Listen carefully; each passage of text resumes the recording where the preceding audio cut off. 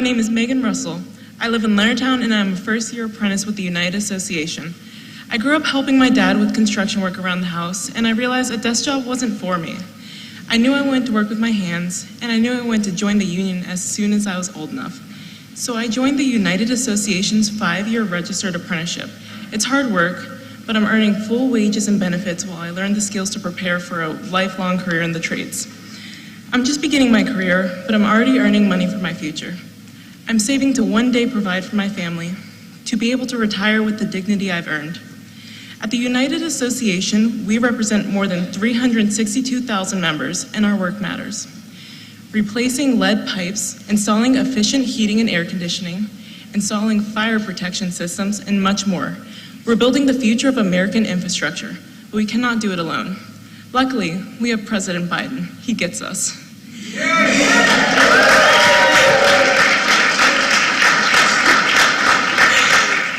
He gets what the dignity of work is about.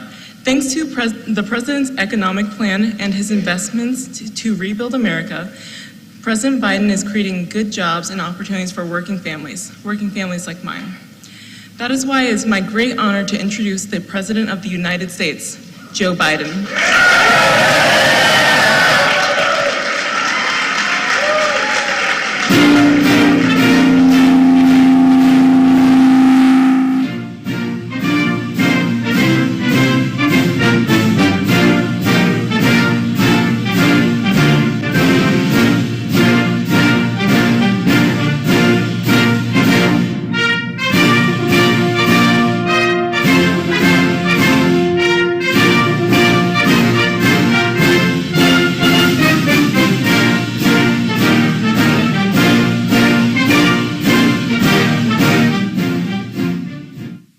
It's working? Yeah, it's working.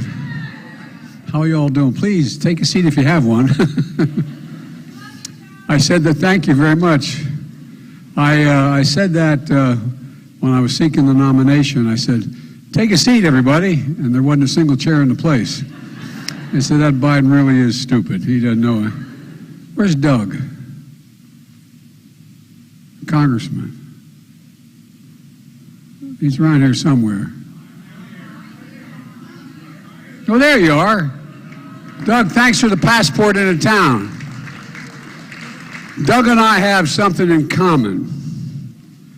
We both married way above our station. Way above our station. I want to thank you all very much. Look, good afternoon to the Steam Fitters Local 602. And President McManus, Mark, thank you. You've been a great friend for a long time. I appreciate it. Megan, thank you for the introduction. I just got a chance to talk to Megan's mom. I think I embarrassed her. I said, call your mom. And so we just talked to her mom. And her mom, I told her, as they say in Southern Delaware, she'd done a good job on this one. Thank you very much, Megan, for that introduction. You're learning what so many others have found, that a career in the trades means a lot of stability, but also challenging work and a chance to be part of a strong community. You know, Congressman Beyer, you've been doing a great job for this district, and you're one of the best in the country. You really are.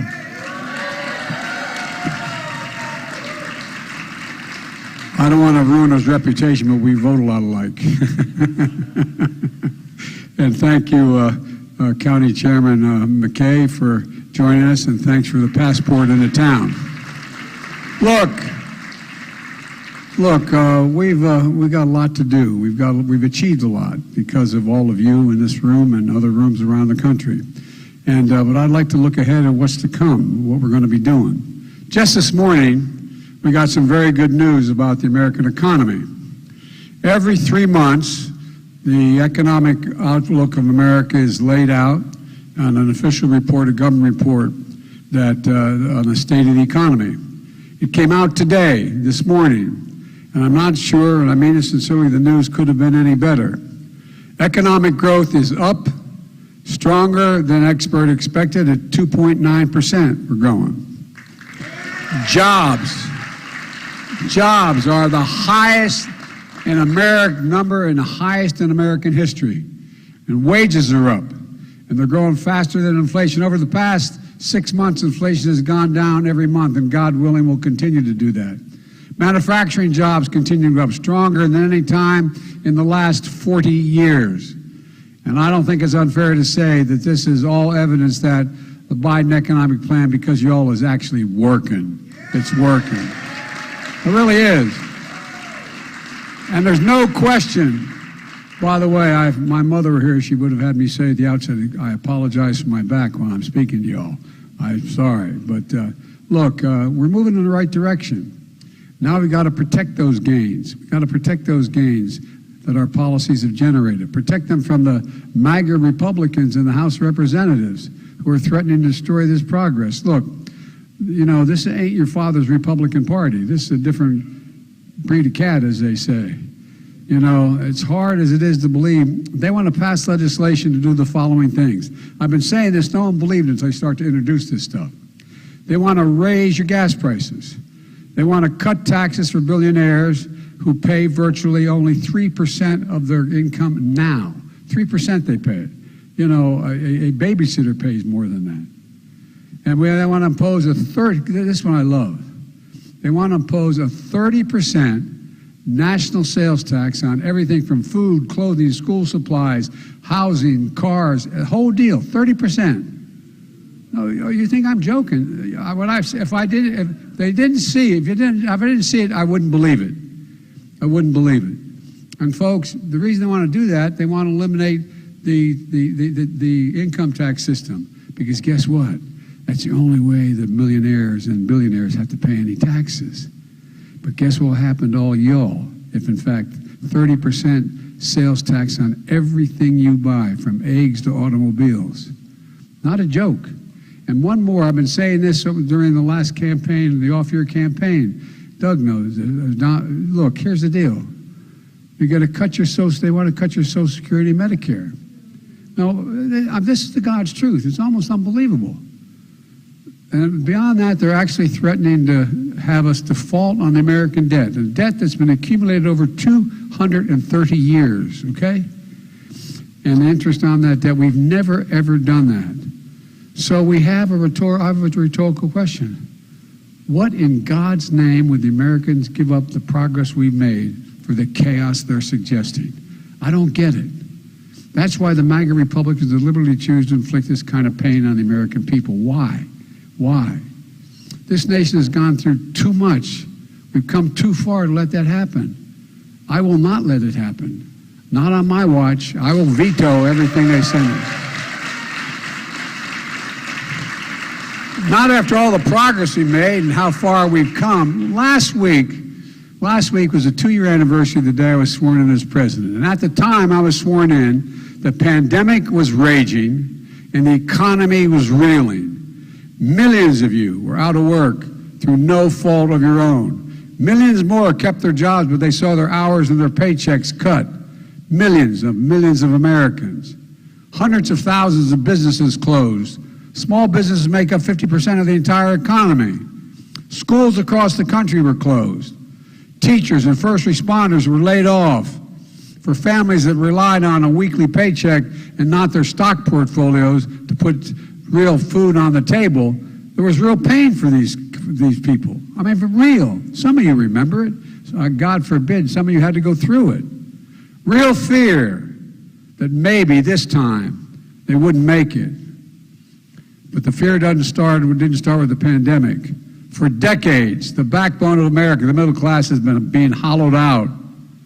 Too many good-paying jobs in manufacturing were moved overseas by corporate America. Why? Because labor was cheaper. We're changing the dynamic, by the way. We're sending product overseas and jobs to America. That's how we're doing it. But think about it, folks. When jobs moved overseas, factories at home closed down. Once thriving cities and towns became shadows of what they used to be. As they were hollowed out, something else was lost. Pride and a sense of self-worth if you lived in those towns and places. The so-called effects of trickle-down economics and the policies of my predecessor. You know, they view the world from Park Avenue. I view it where the wealthy, in fact, you get, if everything works well for them, all that's going to trickle down and help the rest of us. Well, I come from a background where that never worked. But there's another view There's another view, one that I hold, and the folks from Springfield, or cities where I was born in Scranton, Pennsylvania, where I grew up in Claymont, Delaware, or thousands of cities like them. The view that says the backbone of America are the people who get up every morning, put on their shoes, and go to work and make a living. Folks, I've said it many times, Wall Street did not build America. The middle class built America. And unions built the middle class. Unions. Not labor, unions built the middle class. And I ran for president, God, my word, to build the economy from the bottom up and the middle out. Because when you do that, the poor have a chance to climb up a ladder. The middle class do well, and the wealthy still do very well. There's never been a time when the middle class is doing well, the wealthy didn't do well. So folks, look, my dad used to have an expression. He'd say, Joey, a job's about, I give you my word to this, a job's about a lot more than a paycheck. It's about your dignity. It's about respect. It's about being able to look your kid in the eye and say, honey, it's going to be okay, and mean it. First major piece of legislation we passed without a single vote from the other team when I got elected was the American Rescue Plan. Why? Because tax bases were way down, cities and counties didn't have enough money to keep things going. So what did we do? We gave states and local governments the money they needed to keep cops on the beat, firefighters in the fire hall, first responders on the job, teachers in the classroom, nurses in the clinics and hospitals. Literally, they would have to have fired tens of thousands had we not provided the means for that. Back then, only 3.5 million people even had their first vaccination because the other guy and the other team didn't think it mattered a whole lot. Now, we have fully vaccinated 230 million Americans. We've also reduced the cost of health insurance for average Americans as well. We passed the bipartisan infrastructure plan. We did get some Republican votes to get that done. An infrastructure plan larger than anything except Eisenhower's National Highway Bill over 60 years ago. A once-in-a-generation of putting once-in-a-generation opportunity to put Americans back to work. You can't be the #1 economy, the strongest economy in the world without the best infrastructure in the world. It's not possible. You know, the best trains, planes, airports, it's like, you can't do it. You all know better than anybody because you're the ones making it happen. But think about it, not a joke. Last year, we funded 700,000 major construction projects. 700,000 all across America. From highways to airports to bridges to tunnels to broadband. By the end of this year, that's going to be more than 20,000 projects. Big and small, cities, east, west, north, and south, all part of it. Major projects, like the bridge between Kentucky and Ohio. My friend Mitch McConnell and I announced last month, the Brent Smith Bridge. It was built 60 years ago, had to close down several times for repairs and causing havoc across the Ohio River. It was badly needed repair. We're finally be able to commit over $1 billion to fix that bridge and build another alongside it. That bridge carries every single day $2 billion worth of freight. Let me say that right. Right now it carries $2 billion worth of freight every single day from Florida to Canada. It's a major part of our economy, not just in the Midwest, but across the country. Folks have been talking about fixing that bridge for decades, but we're getting it done now because of that bill. And next week, I'm visiting Baltimore and New York. We're going to replace a 150-year-old tunnel, the Baltimore-Potomac Tunnel under the Potomac River, which will allow rail traffic to move up and down the East Coast. I'm probably the only non-rail guy who's walked that tunnel. No, I'm not joking. Last time I walked it, they still had lights that were on a string hanging down, leaks in the roof. Folks, 150 years old. Nothing's been done to it. Everything has to slow down. And there's a great worry that part of it could collapse. But folks, nothing's happened. We're going to build a new tunnel. And between New York and New Jersey as well, replacing the tunnel is also in desperate need of repair. This is going to cut commute times, improve safety, make travel more reliable for 200,000 people making trips through that tunnel every single solitary day. And that's not all. We're going to, you all are doing it already. We're going to replace the poisonous lead pipes like you read about so much and what you're doing.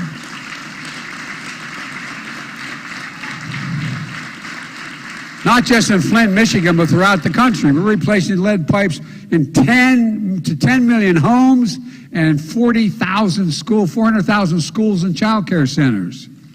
So every child in America can turn on a faucet at home and drink clean water without fear of damage to their brain or something else happening to them. Think about that. For God's sake, this is the United States of America.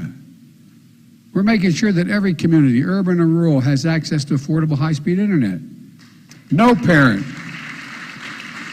Think during the pandemic when schools were closed, you'd ride by a McDonald's, all kinds of cars in the parking lot. They weren't buying McDonald's. Not a joke. They were going into their internet connection so they could do the homework with their kids. Every farmer in America has the ability to know, should have the ability to know, when it's profitable to sell their crop, their cattle, they're on the market. Only way you know that is through the internet. It's a big deal. We can't have people afford to go without internet, affordable internet. Investing in infrastructure is about creating tens of thousands of new jobs that everyone can access, regardless of whether you have a college degree or not. No one knows that better than the people sitting in front of me and the people behind me here. You're the reason, by the way, if all of a sudden all the investment bankers stopped working, nothing. You all quit, America comes to a standstill. Not a joke, think about it. Think about it. Think about it. Imagine if the IBEW decided to go on strike. Not a joke, what happens? You're not only important, you're the backbone of this country. You're the no, I'm not trying to be nice. And by the way, in case you're wondering, I've been saying this for the last 400 years I've been in office. And so folks, look, it's about investing in America and reinvesting in places that have been forgotten. Seeing communities all over America, not just in the coast, but all over America reborn. When we do that, not only will we increase safety and security, we'll create thousands upon thousands of good-paying jobs. We'll be able to bring pride back to those communities that were once so proud. So how many times how many people do you know of relatives around the country where their kids go to a decent school, they graduate from high school, and they go up, Mom, I gotta move. There's no jobs here. There's not any exaggeration at all. There's no jobs here, Mom, I gotta move. From the towns and cities that don't have to talk to their parents about this anymore, about having to leave home so they can get a decent job. Then in a bipartisan way, we actually passed the CHIPS and Science Act that I pushed.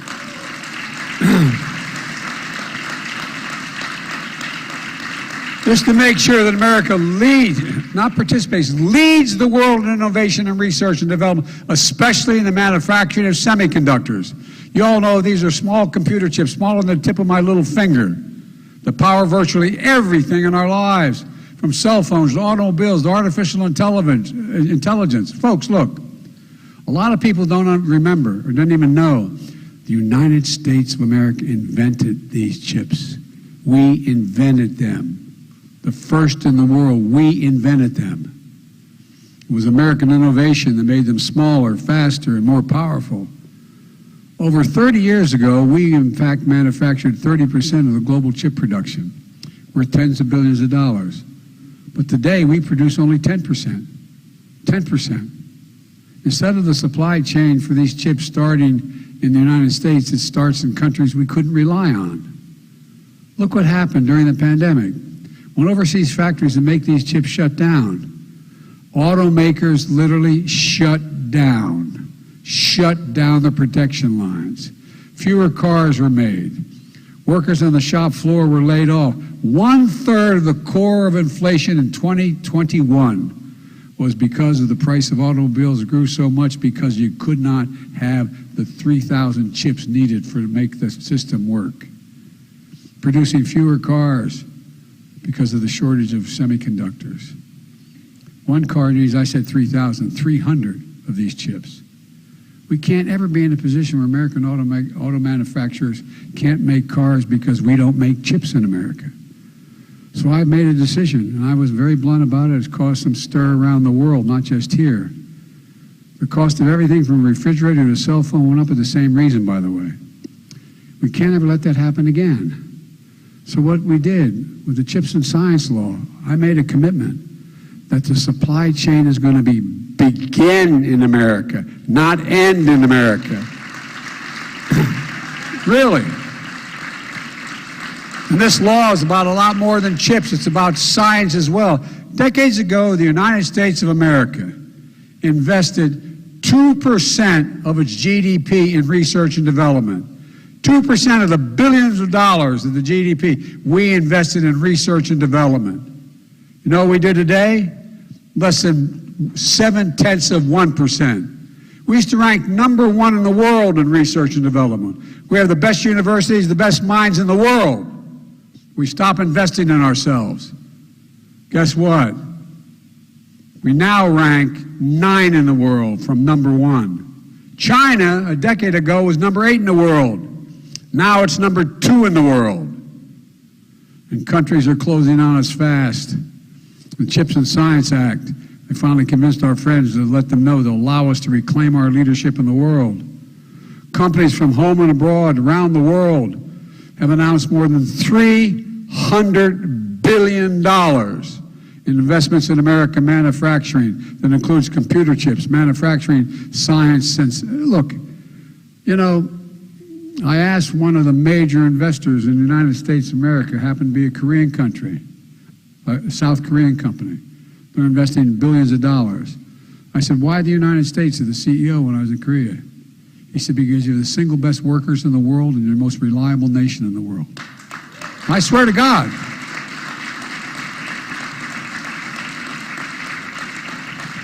We're building new chip factories and new good paying jobs in Ohio, Arizona, Poughkeepsie, New York, Syracuse, New York.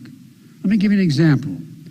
In Ohio, Intel is investing $20 billion. More than half of it will go to construction of a state-of-the-art semiconductor factories, to creating 7,000 prevailing wage construction jobs. 7,000. By the way, the deal I said, you come, you pay prevailing wage. You pay prevailing wage.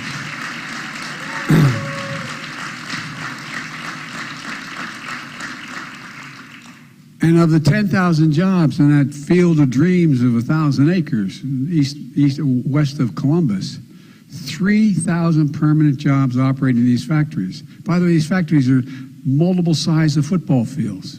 I mean, they're multiples of the football fields, each of them.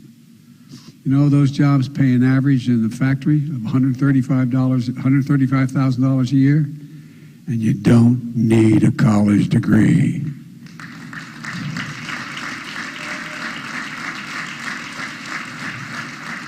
We didn't stop there. We then passed the Inflation Reduction Act. We're trying for years to give Medicare the power to negotiate prescription drug costs. You pay your taxes billions of dollars into Medicare so they can help. Well, guess what? We pay the highest prescription drug prices of any country in the world. Let me say it again. The highest of any country in the world, because other countries don't allow that to happen.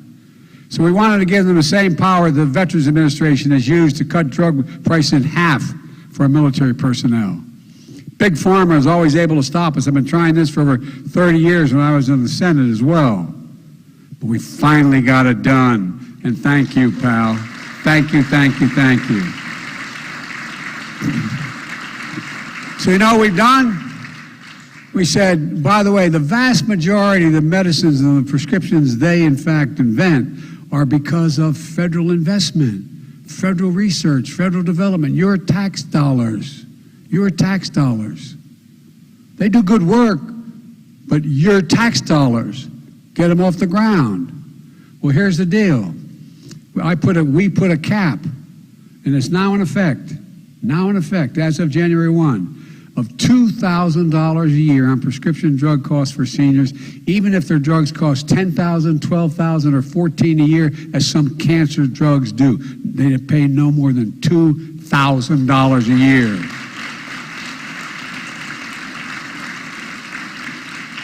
And in addition, we put a $35 a month cap on insulin for millions of seniors on Medicare instead of a minimum of $400 a month. I mean, think about it. I was here in this county early on that I was doing a town meeting, and a young woman, a mom, stood up and said, you know, I have 2 daughters and type 2 diabetes. Maybe you were here, you were shaking your head, but maybe I have 2 daughters. How many of you know, you don't have to say whether you do, how many of you know someone close to you that has type 1 or 2 diabetes and needs insulin? Look around, press. Well, guess what? They're paying between $400 and $1,000 a month. You know how much it costs to make that drug? Make it and package it. $12. TWELVE dollars. And you know what? The guy who invented it didn't even patent it because he wanted it available for everybody. But now, look what they're charging. And they're making billions of bucks doing it. Millions of people are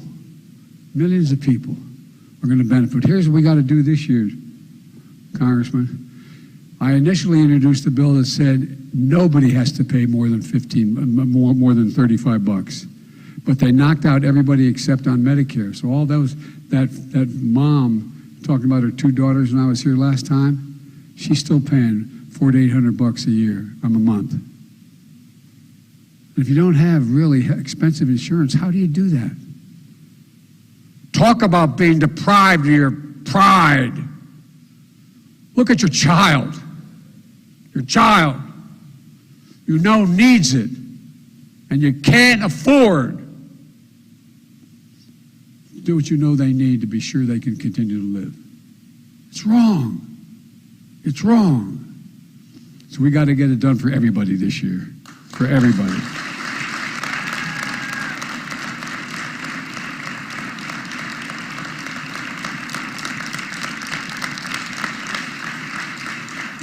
And we amended the Affordable Health Care Act, so millions of people, poor folks, who couldn't afford the better health insurance, we were able to save them an average of $800 a year. Well, we're making that this year again to make sure that's the case. And by the way, that same piece of legislation contains the biggest investor ever to deal with the climate crisis we face. And by the way, if you hold a second, if you don't think we have a climate crisis, come travel with me around the country.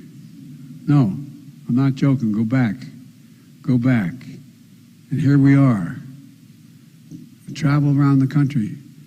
I have been in the West Coast and the Southwest and the Northwest where more timber has burned to the ground than the entire state of Missouri.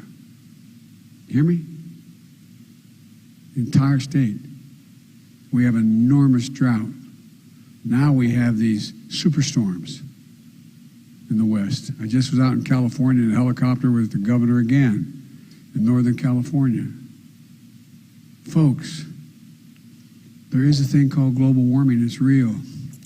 But we can do something about it. So what happened? Doug, I think you might have been with me when I invited the chairman of the board of the 3 major automobile companies in America on the South Lawn. At the time, the chairman of the board of General Motors, Mary Barra, was suing the state of California because it had a higher standard for exhaust than the rest of the country, arguing that no state can have a higher standard than the federal government. Well, guess what? A week or 10 days later, I got a phone call.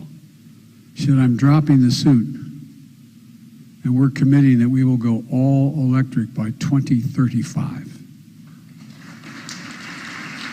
Saving billions of gallons of fossil fuels, billions of gallons. And guess what? The bill we passed you know, we're in a situation where we're going to be able to save an awful lot of money. An awful lot of money. And by the way, families are going to save more than $1,000 a year in tax credits for these vehicles when they purchase one, and energy-efficient appliances like refrigerators and washing machines. And we're paying for all of this, and finally making sure the biggest corporations just begin to pay a little bit. The days are over when corporations are paid zero in federal taxes. In 2021, 55 of the largest corporations in the Fortune 500 made $40 billion. You know how much they paid in taxes? Zero. Zero. Zero. So we passed a law saying they have to pay a minimum of 15%. My God, isn't that awful? Anybody in here that has a full-time job pay less than 15% of your income in taxes? I don't think so. These big laws, we put them all in action because we paid for them. That's one of my primary objectives this year, to implement what we passed. Folks were based on a promise, and they really began to doubt government's ability to keep a commitment. All last year I talked about how beginning January 1, you're going to have to pay more than $35 for your insulin. Now I'm getting thousands of letters going, God, it happened. It happened. It didn't kick in until 2023. And look, I'm taking too much of your time, I apologize, but here's the deal. You've heard, you know about the President's Cabinet, Secretary of State, Defense, all those things. Well, today, literally today, I'm creating an Investment in America cabinet. I'm taking all those cabinet members, secretaries, Commerce, Labor, Transportation, Treasury, Energy, Health and Human Services, and Environmental Protection Agency, and putting them in a sub-cabinet. Their fundamental job, plus I'm taking my 2 senior advisors carrying out the bipartisan infrastructure law and the Inflation Reduction Act. We're going to bring them together in an element of the federal government and invest wisely, and they're going to come up with a plan how we implement all that we've done. It's one thing to have passed it all. Now we have to make sure we're ever on it every single day, not a joke. Implementing it so people can see what we've delivered, give it to them directly. And in the process, I promise you what's going to happen. It's going to attract billions of dollars more in private investment and get the possible best results for American workers and families. Folks, too many people been left behind in the past. And too many people, like my dad, too many people were treated like they're invisible. Isn't it kind of interesting why all of a sudden, it hadn't been with my case, but all of a sudden, blue-collar workers, all the guys I grew up with in Claymont and Scranton, they're voting Republican? Not a joke. What's happened? I think a lot of it because they don't think we care. We're not paying attention.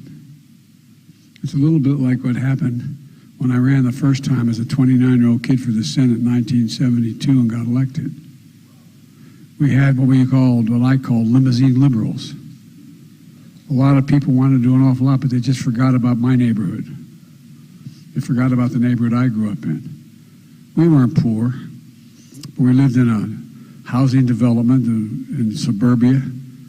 I think it was 42 homes, split-level homes, 3 and 4 bedrooms. We had a 3-bedroom split-level home. In the process, we had 4 kids and a grandpa or an aunt living with us all the time. I look back and I wonder how the hell my parents did it, but we thought it was good. The walls were very thin. But remember, and my dad was a hard-working guy. He'd come home for dinner every night and go back to work. Not a joke. Like millions we weren't poor. My dad would be around today with 4 kids. He'd probably be making somewhere, I guess his salary, based on what it was then, would probably be like $85,000 a year. Enough to get by, but not enough to really, pay for college and all those things. And they remember in my old neighborhoods why the jobs went away. and wonder whether a path even exists anymore for them to be counted in. These invisible folks that I grew up with. But I know we can forge that path. I'm confident we can. By building an economy where nobody's left behind. And I mean it, nobody's left behind. Nobody left behind.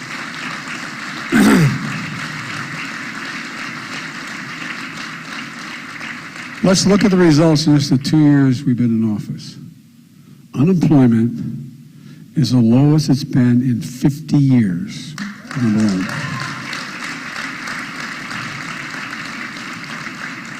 The first 2 years of my administration, we've had the strongest years of job growth ever in American history, on record.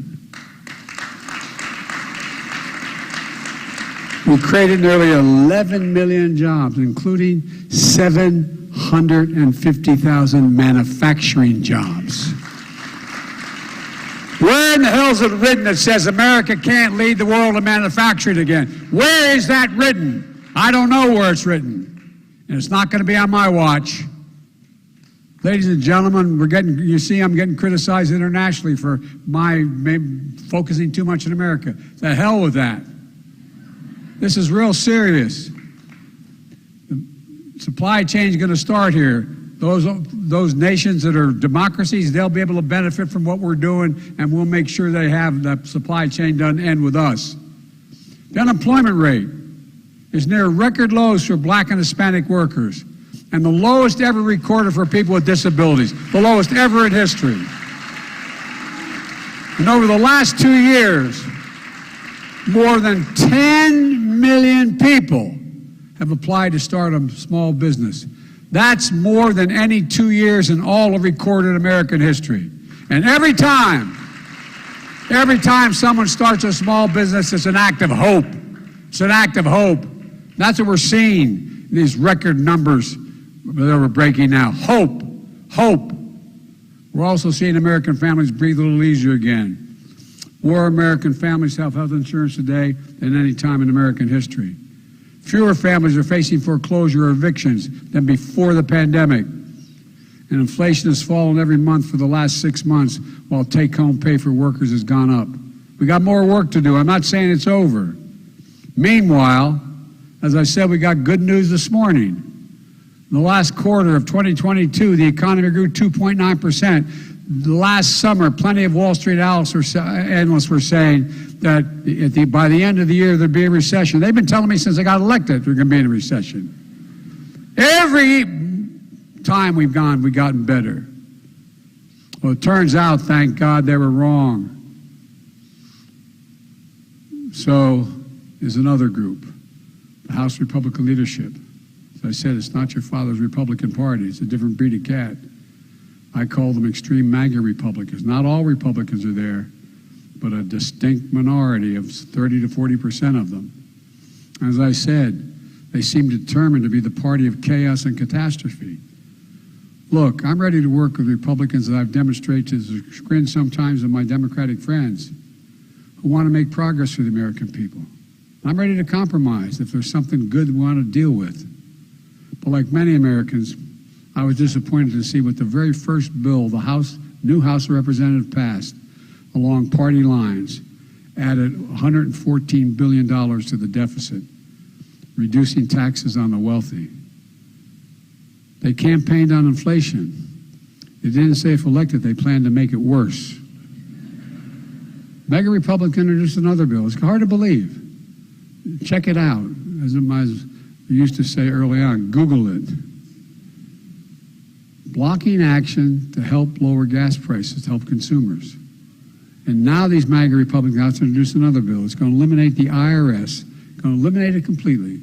The only guys who can go in and look at the complicated tax returns that people have, and replace the IRS, which would be nice, no taxes, right? Except with a 30% national sales tax and everything from if you buy a home to a car to eggs. Who do you think pays for that? Who do you think is going to get ripped off? That's right. They want to raise taxes on working and middle-class people in America by passing a national sales tax, taxing every item from groceries, gasoline, clothing, supplies, medicine, even big ticket items like rent and cars. 30% sales tax on all of those issues, all those pieces. Do you think, and by the way, I thought I heard today that the Speaker of the House says he's not sure he's for it now. Bless me, Father, for he has sinned. I tell you, there is redemption. The Republican Speaker says he's not so sure he's for it. Look, do they think this is going to help with inflation? In the process, cutting taxes on the wealthiest? You got to be kidding me. What in God's name is this all about? Look, that's how they're starting this new term.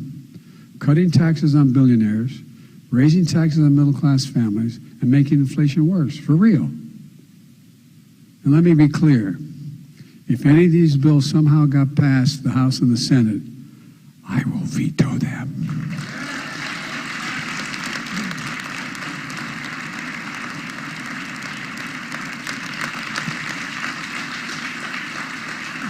I was here campaigning in Virginia in the off-year election, pointing out the Republicans wanted to cut Social Security and Medicare. And you all looked at me like, come on, Biden. Well, guess what? Americans have been paying into them every single paycheck since you were 16 years old. Well, I got a better idea. I want to strengthen Social Security and Medicare, not gut it.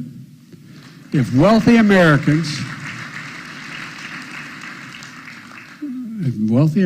want to keep Medicare and Medicaid growing strong without having to cut anything, if wealthy Americans paid the same rate that you all pay, for example, up to $139,000, you pay slightly more the more you make, but it stops there.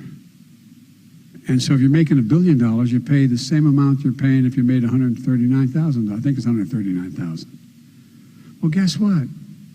Keep the same percentage or something like it. Make sure that nobody making more than, and I've said this and I've kept the commitment. As long as I'm president, no one making less than $400,000 will have a single penny of their taxes raised, period. I don't know many people making $400,000. Look, if Republicans want to work together on real solutions and continue to grow manufacturing jobs, build the strongest economy in the world, and make sure Americans are paid a fair wage, I'm ready. But I will not let anyone use the full faith and credit of the United States as a bargaining chip. The United States of America, we pay our debts. It took 200 years to accumulate that debt. Let me explain this. Look, under my predecessor, the last guy that was president, the deficit went up 4 years in a row, accounting for 40% of the entire 200 years of debt. You hear me? No president added more to the debt in 4 years than my president. I misspoke. 25% of our country's entire debt. 25% accumulated over 200 years. Added by the last administration in just 4 years. On my watch, we've taken a different path with Don's help. As a result, the last 2 years of my administration, we cut the deficit by $1.7 trillion. The largest reduction in debt in American history. While doing all the things I just said, we paid for it all. And the very notion that we would default on the safest, most respected debt in the world is mind-boggling.